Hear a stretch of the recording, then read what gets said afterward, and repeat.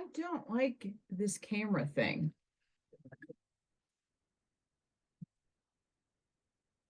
Hi, everybody. This is Allison from Allykatkreations. How are you? Please like, share, and subscribe to my channel if you haven't yet to do so.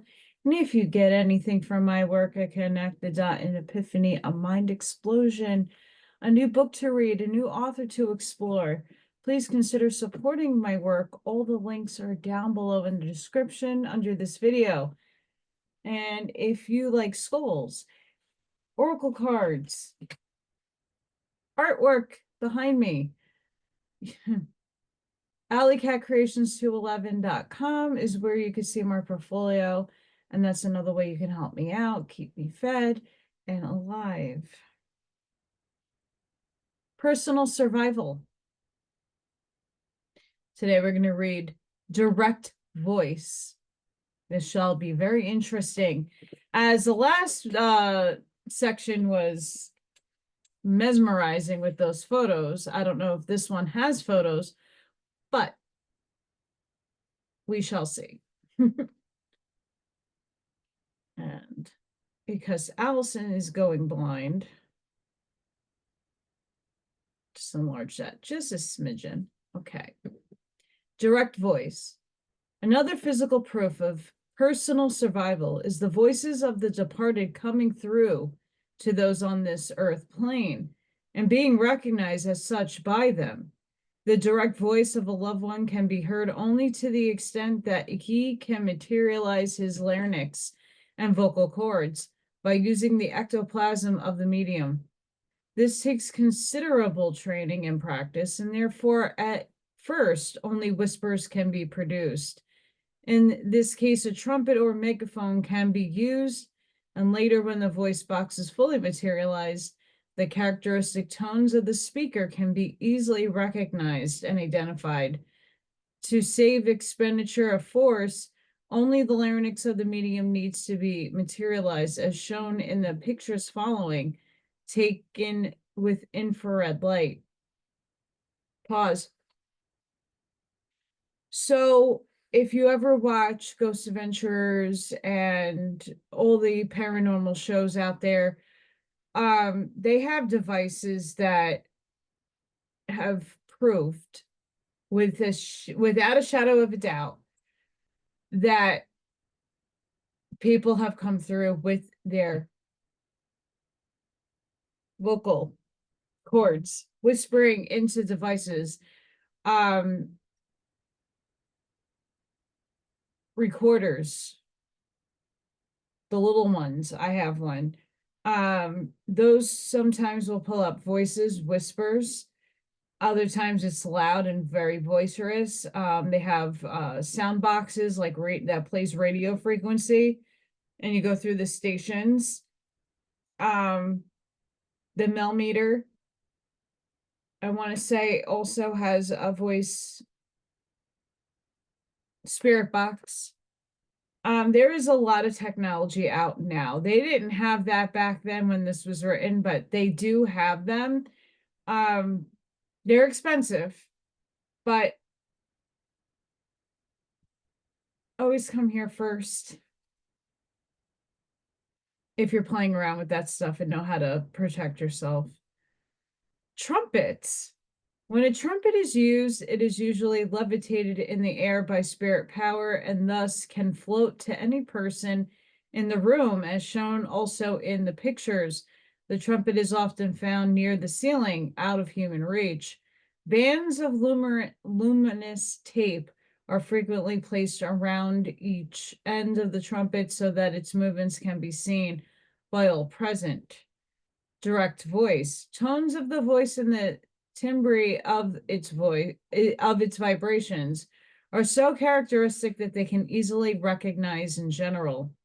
When the voice of the departed is recorded on a phonograph disc, it may be analyzed scientifically and proved to be identical with similar discs recorded by that one before transition. Direct voice phenomena. The following examples of direct voice are quoted by a writer on the subject. quote, at a sitting with the Countess Taeyong, I am not pronouncing that last name, I'm not getting it, a voice addressed her in Chinese, in which language a conversation was carried on between them for a short time. After the sitting, Countess stated that there were at least 20 dialects in Chinese, each of which might have been used. The voice in speaking to her used two dialects mixed in a way in which no European, even if he were able to speak Chinese, could do. One of the dialects was that in which her father used to speak to her when she was a child, and the other one which they used in talking together after she had grown up. The following incident is quoted because the author, while living in Los Angeles, knew Dr. Pebbles personally as a man of great integrity of purpose.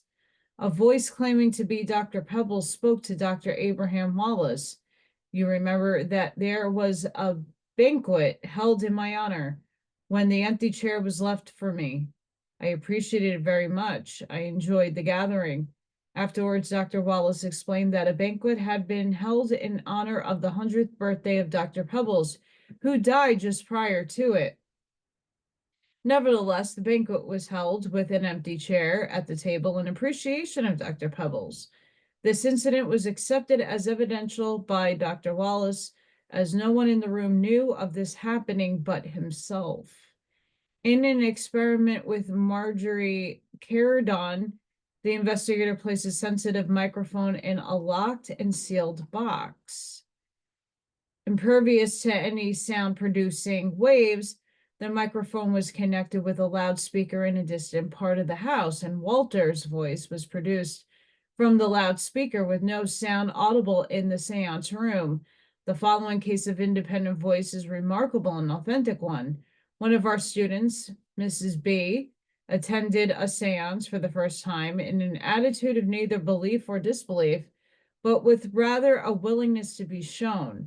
The medium had been getting messages of general nature through a trumpet for the sitters when the center of the room came a voice calling distinctly to Mrs. B, full name and tones loud enough to be heard by anyone in the circle.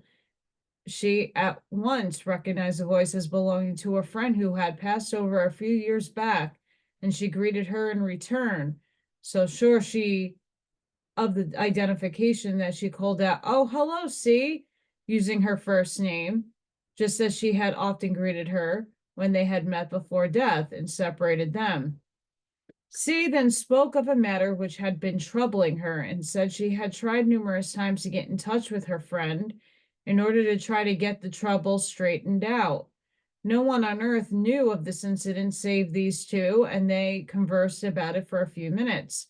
Mrs. B explained that it had been taken care of satisfactorily at the time of C's passing over, and now she might be at rest about it. C thanked her, spoke of some mutual friends in spirit world and on the earth plane, said goodbye very distinctly, and then her voice faded out completely. This was a most remarkable demonstration of direct voice phenomenon because of the fact that the spirit visitor spoke without the aid of a trumpet, and that Miss B did not expect either a visitor or a message, and that the matter discussed was positively known to these two alone. And may we further state that none of the sitters nor the medium had met Miss B or her spirit friend before the night of the seance. It was clear and true case of independent voice and very convincing proof of personal survival after death. A remarkable variety of voices were reproduced through trumpet at a seance by Armand Wilson at the Great Metropolitan Spiritualist Association. Singers from the other world included contralto, mezzo soprano, sopranos, and tenors, and some of them remarkably good. A mezzo soprano who said she was the mother, the medium, was asked to sing a song composed for a tenor voice. After a laugh all around, a tenor voice obliged with an excellent rendering of the song. The speaking voices at the seance were so remarkably loud and clear. Okay, we're gonna move on to the next one, but sidetrack, pause, hi.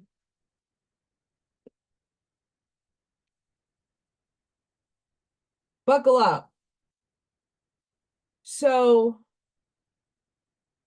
my dad died in 2005. I don't recall exactly what year this was, but it was some years after my dad passed away. And we have in my old house, I had a landline and I had caller ID with an answering machine. And I think it was a year after, me and my mother go out. When we come back home, we check the caller ID, and the caller ID was my house number, landline. Okay, why would you be calling the house from your house? Doesn't make sense. And then we pressed the answering machine because it was beeping, and it was my father talking. Hi, honey, I'm okay. Really, I'm okay. I hope you're okay.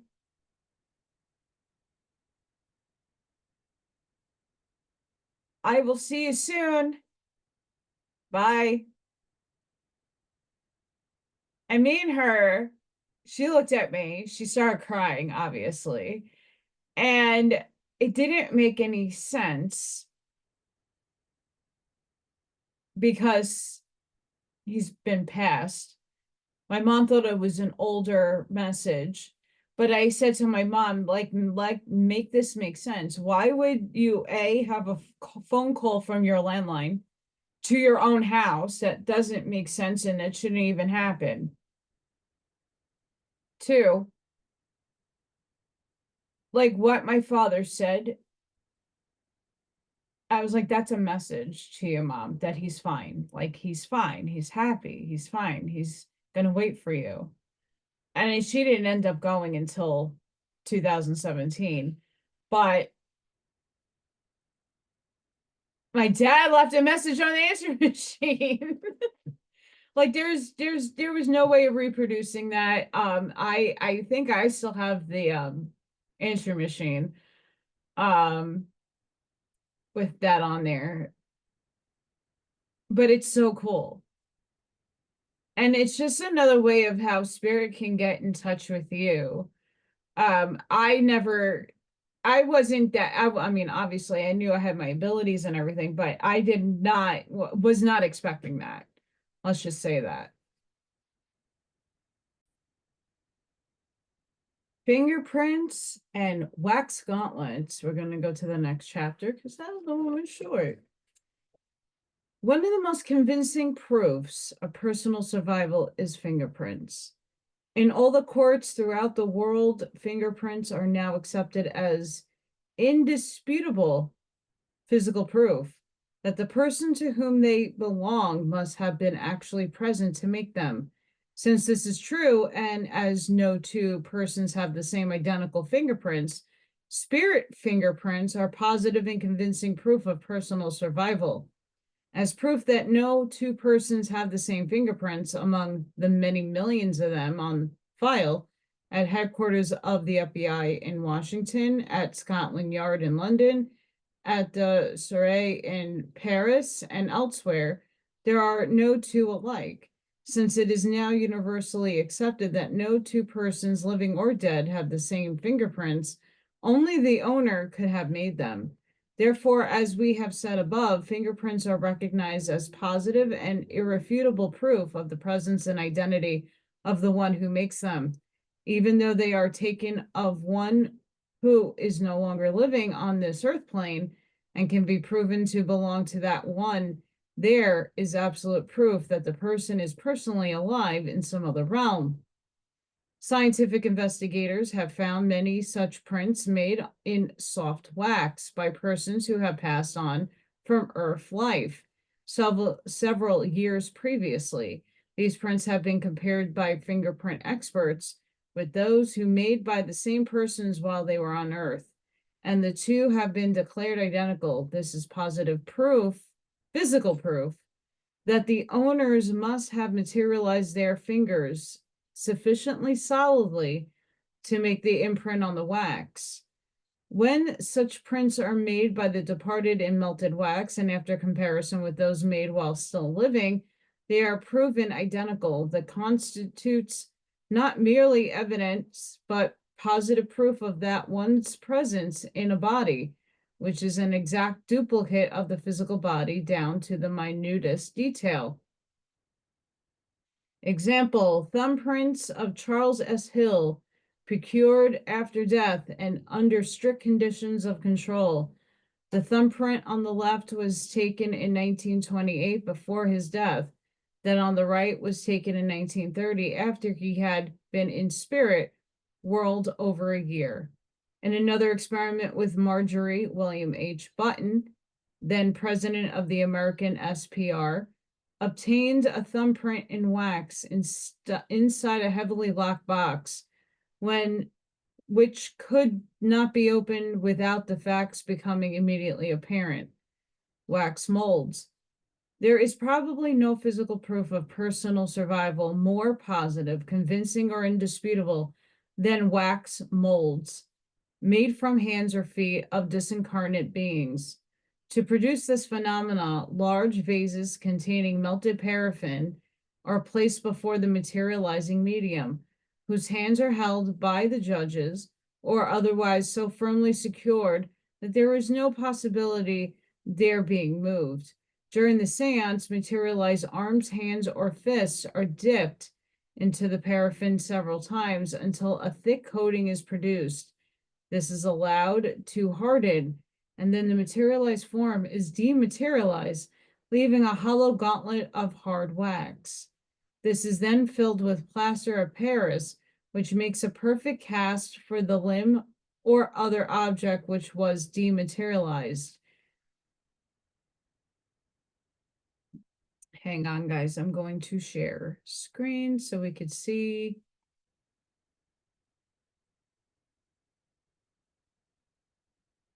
So this is like the fingerprint they were just talking about.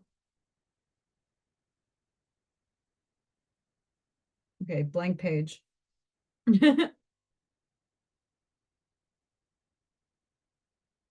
Interesting there. Blank page. Such an accurate reproduction that it shows the texture of the skin located of creases, blood vessels, and disposition of the hair. In some cases, it reveals scars, deformities, or other special characteristics, which positively identified the deceased spirit who had materialized. In the spiritist's headquarters in Paris, there is a collection of famous psychic molds made by means of paraffin. These are obtained in the usual manner by placing a vessel of warm paraffin near the sitters, and the materialized form were requested to thrust a hand or a foot into the liquid, which was then allowed to cool. The mold thus made was filled with plaster in a usual way and the paraffin removed. The molds are of great variety, some of delicate female hands, some of large, strong male hands, while others are of children or very small adult hands. These molds were made under the mediumship of Kolaski, and conditions were such as to preclude the possibility of fraud. Since these plaster molds of the hand, arm, or other parts of the body produced from wax gauntlets reproduce the identifiable characteristics of size, shape, deformity, scars, or other details of the departed one's limbs, and since it would be impossible to duplicate such molds in any other way, they may be regarded as such strong evidence of personal survival as to be proof to any reasonable mind. This phenomenon is also positive proof of both materialization and dematerialization. First, because the cast differs markedly from the hands and arms of the medium. And secondly, if there is no dematerialization, there would be no possible way by which the hand or closed fist could be withdrawn through the narrow portion of the wrist of the mold. The most skilled human molders are unable to produce similar molds without making them in halves and afterwards uniting them. This is one more physical proof, which defies any other explanation than physical survival of the deceased person in a materialized body, which is the exact duplicate in every detail of its former physical body. That's interesting.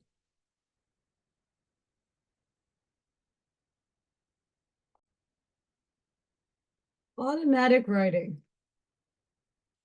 And I spoke about this earlier in the other video about it with Ruth Montgomery, but there's a lot of people who actually can do this. I tried it a few times, I'm just a clear conduit. Automatic writing, scripts produced without the control of the conscious self. It is one of the most common forms of mediumship, the source of innumerable cases of self-delusion, and at the same time, one of the most valuable of spiritual gifts. If reliable, it opens up a direct channel for obtaining teaching from the beyond. Automatic writing. This is a type of psychic phenomena in which the hand of the automatist writes with pencil and paper without writers knowing what is to be or has been written until it has been read after it has been produced.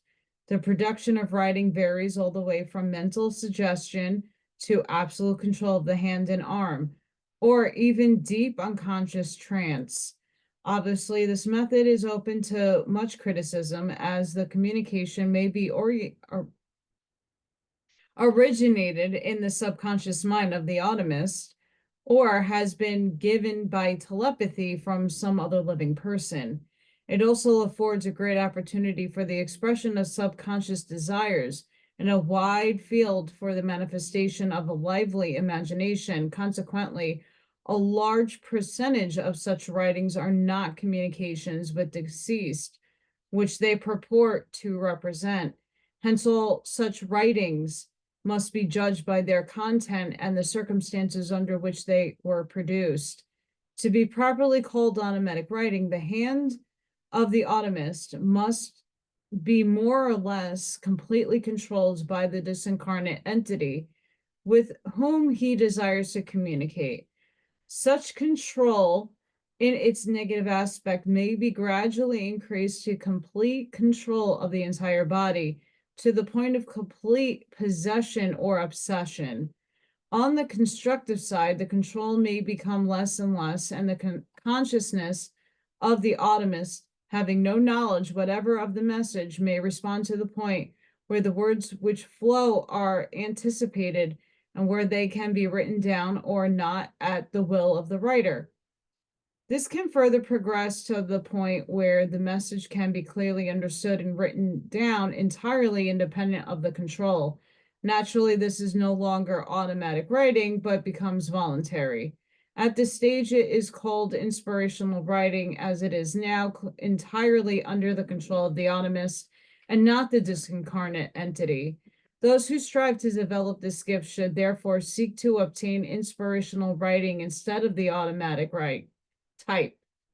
In other words, the idea the communicator desires to express is impressed upon the mind of the writer by telepathy in his own language instead of that which is characteristic of the communicator, and is then written down or not as the automist desires.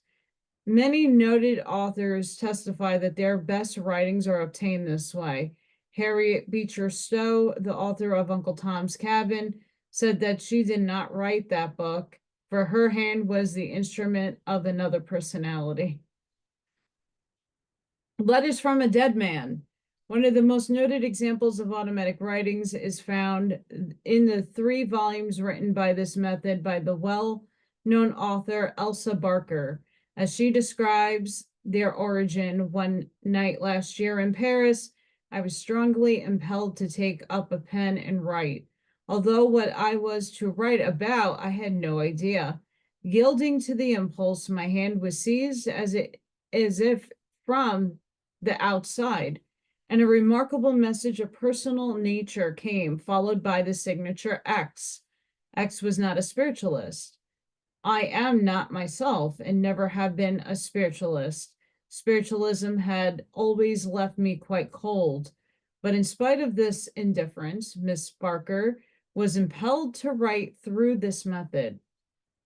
3 important volumes: Letters from a Living Dead Man, War Letters from a Living Dead Man, and Letters from a Living Dead Man. The controlling influence, Mr. X, proved to be a Judge Hatch, and much of the information given was entirely unknown to Miss Barker, and hence could not have come from her subconscious mind, but must have come from the disincarnate intelligence, Judge Hatch. He was not an ordinary person. He was a well-known lawyer, a profound student in philosophy, a writer of books. Mrs. Barker says again, while writing these books, I was generally in a state of semi-consciousness, so that until I read the message over afterwards, I had only a vague idea of what it contained. References were often made to past events, and the references were afterwards verified. This leaves untouched the favorite telepathic theory of the psychologists. In the absence of X, and without some other entity on the invisible side of nature in whom I had a like degree of confidence, I could not produce another document of this kind. How is it done? This is how the disincarnate spirit of Judge Hatch speaks of the automatic writing through the hand of Mrs. Barker. By writing with your hand, I am not making any opening through your nervous system through which irresponsible and evil forces can enter and take possession of you. At first, I use your hand and arm from the outside, sometimes with such force as to make them lame the next day. Then I try another method, and you notice I change in the character of the writing. A third method, I enter your mind by putting myself in absolute rapport with your mind, impressing upon your mind itself the things I wish to say. Some of this automatic writing is that of Frederick Myers, the well-known leader in psychical research and one of the founders of the Society for Psychical Research, and many of the closest friends and fearless investigators have believed it to be his writings.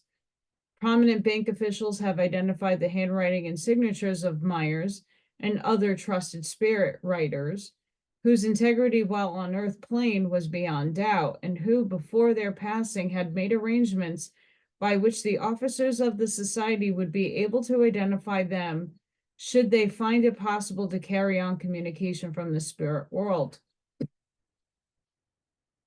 Examples of automatic writing: among many cases of notable volumes having been written in truly automatic style, may be mentioned that of Patience Worth. The case puzzled not only psychical researchers, but scientists and psychologists, also those who oppose the after-death survival theory, were given in the instance a difficult case to explain away. Patience Worth, purporting to be a peasant girl who had lived in early life in Dorsetshire, England, and had been killed by Indians in America when she migrated there in the 17th century, controlled Mrs. John Curran, a medium of St. Louis, Missouri. This woman's education had been limited. Her rating never exceeded that of an average American woman of her class, and she had traveled little. She first performed on the Ouija board, but later took to communicating and dictating indirect speech. A number of books of outstanding literary merit with extremely rapidity over a wide range of subjects. Among the most notable was Telka, a 70,000-word poem in the Anglo-Saxon language of 3 centuries ago, dictated for the purpose of providing Patience Worth to be a personality independent of the medium, as in it she did not use any words that had come into use since her day. This she considered beyond the powers of anyone now living in this world. Professor Schiller of Oxford University observed regarding the antiquated language of Telka, it is certainly impressive to be told that in one of her tales, Talca exhibits a vocabulary up to 90% of the Anglo-Saxon origin and contains no word of later entry into the language of 1600 except the word amok, which is first recorded in the second half of the 17th century, and no word wrongly formed among those which are on record. Professor Allison of the University of Manitoba, who personally studied the case, thought she might be the outstanding phenomena of the age, and Dr. Usher, professor of history in Washington University, considered the Sorry Tale, a work of 350,000 words, the greatest story penned of current life in time since the Gospels were published. William Blake, in the preface to his great poem, Jerusalem, wrote that it was dictated to him. The grandest poem that this world contains, I may praise it since I dare not pretend to be other than the secretary. I had written this poem from an immediate dictation, 12 or sometimes 20 or 30 lines at a time without premeditation, and even against my will. One of the most voluminous examples of automatic writing ever produced was Hudson Tuttle's Arcana of Nature, from which Charles Darwin quoted in his Origin of Species. Coleridge confessed that his famous poem, Kubla Khan, was written practically under psychic dictation. Dickens, Balzac, Victor Hugo are among the many noted writers who wrote in truly automatic style. In The State of Remembrance by Blonde, it is related that this automatic writings of his colleagues, Captain J. Allen Barrett Johannes, a Glastonbury monk of the 15th century, revealed to the architects the exact location of the Edgar Chapel of the Great Cathedral, which had been in ruins for many centuries, and the exact location of which there was no record. Subsequent excavations show that the locations indicated were exact in every detail. Since no persons then living knew of this location, the information could not have been received by telepathy from anyone on earth, therefore must have come from the disincarnate monk Johannes, as was claimed. Later, Albert Payson Terhune is continuing his literary work beyond the grave. His widow says in her book, Across the Line, Anise Terhune holds conversation by automatic writing with her husband in spirit world. She says he speaks to her in a voice closely resembling the one he had while he was alive. While he is interested in his new life, he is not so preoccupied with it that he has taken an interest in her affairs on earth. She had lost some important papers. He told her where to find them. Another example of automatic writing, the following is given from the pen of Reverend G. Vale Owen, a clergyman of impeccable character and deep sincerity of purpose and conviction.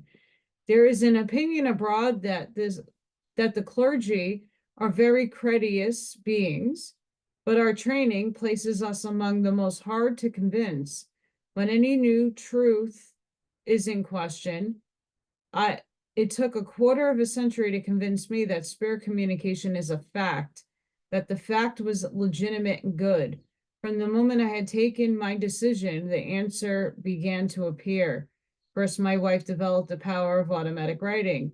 Then through her, I received requests that I would sit quietly, pen in hand, and take down any thoughts which seemed to come into my mind, projected there by some external personality and not consequent on the exercise of my own mentality. The script which follows, from which we have given excerpts in other chapter, he refers to as being transmitted by inspirational writing rather than by automatic writing. Pause here. This next section, before I read it, it's on Ouija boards. I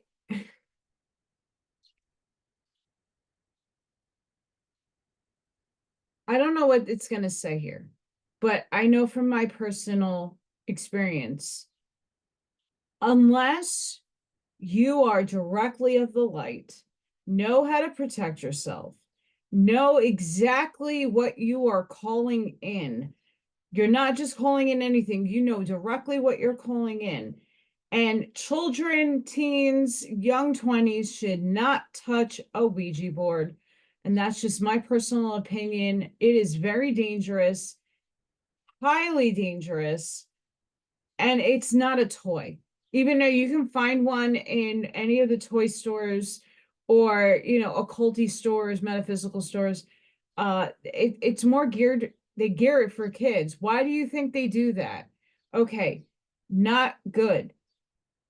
Okay, just like pendulums and anything else, when you don't know how you're working and you're not protecting yourself, you're not doing assaults and shielding and protection, you can get in anything and then they can come in and wreak havoc in your life.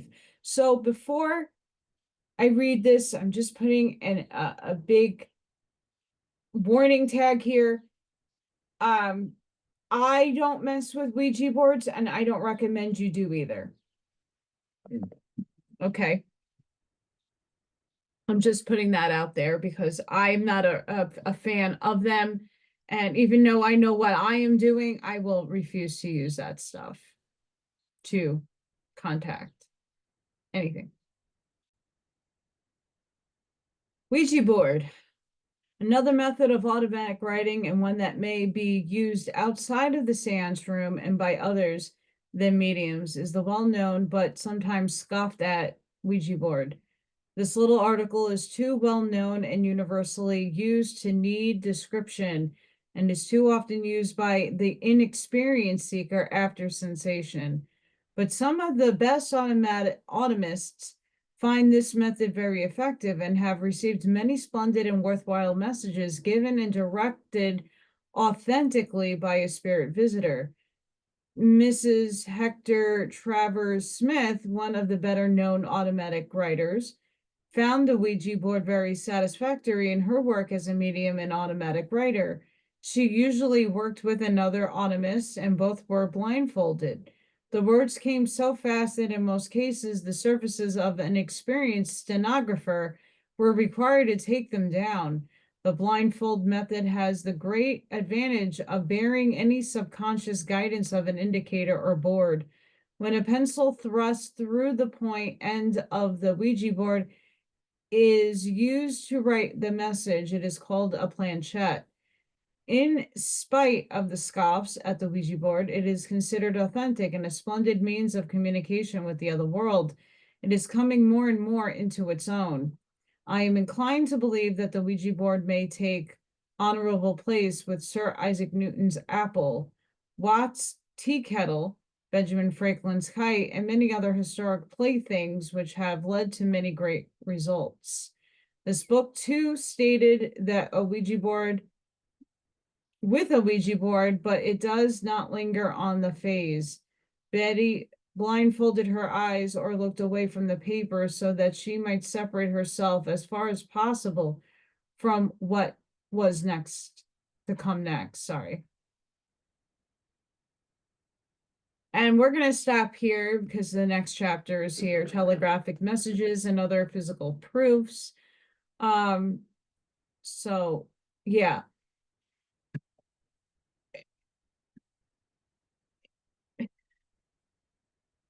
What a lot of people don't understand is that when you're using tools, there is expectations or there is none, but you're putting your field of energy onto something. And for me, everything when I touch, like that's why when I make has an extreme amount of energy coming from it because I'm putting my intention into the objects that I'm touching, and I can cleanse and heal that way.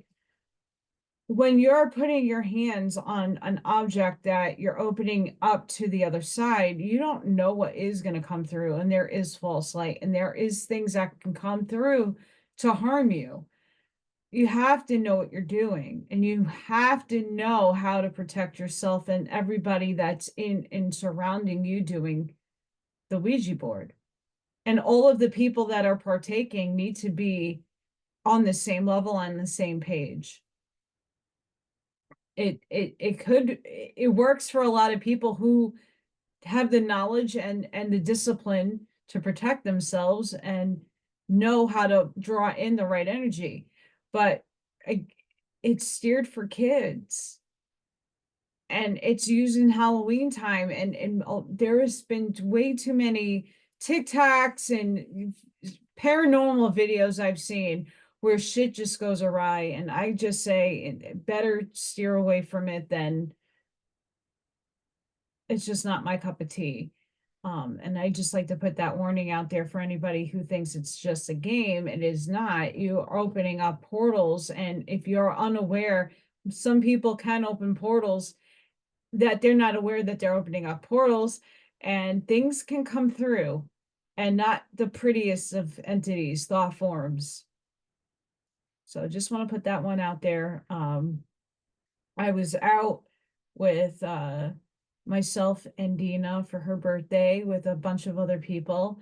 And when I got home that night, walked into my LED lights and my television, if they light up, they were on, and my fan was on, and I had none of that on. And you can't, my remotes for those devices are well hiding in a place that no one can get to. So,